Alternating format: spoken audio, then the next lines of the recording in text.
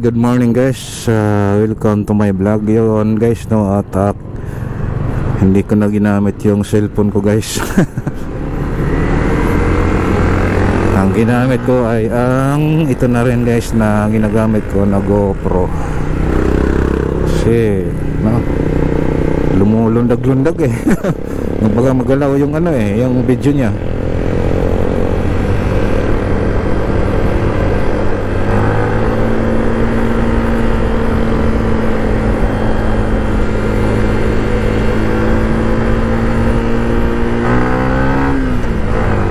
Ayan, tingnan mo guys, no, kahit medyo yung hindi pantay yung highway at yung niya, kumbaga yung video niya guys, diretso lang, no, hindi siya gumaganyan-ganyan eh. Hindi siya gumagalaw-galaw kumbaga.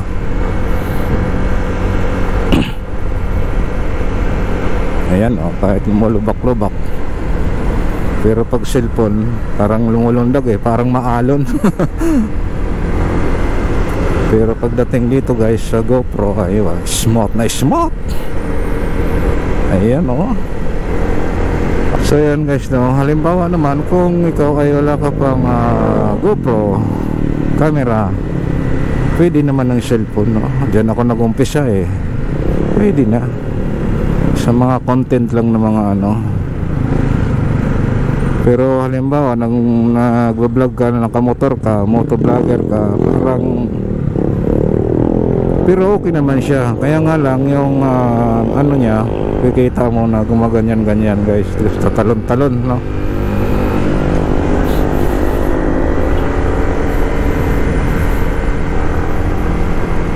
Halimbawa wala ka pang budget na pambili ng camera ng GoPro o camera ka, dyan na klaseng camera pa dyan na action cam, pwede na pagtsagaan yung cellphone.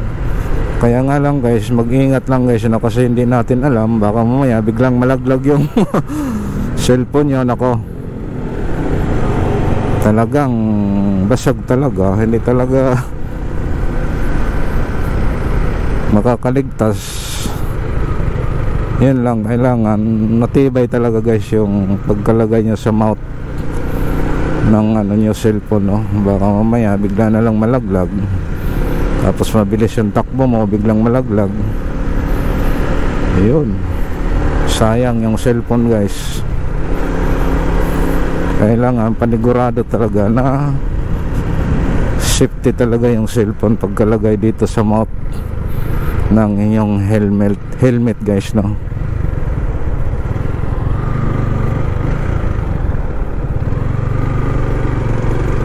Para siya safety siya. Kung gusto mo magpatakbo dito guys ng mabilis ay pwede naman eh. Ganda ng walang kasaros sa sasakyan. Ayan ikasunod na ako. Ayan So ayan guys, hanggang dito na lang itong aking vlog. Dito ko na lang guys ito tatapusin na vlog ko, no?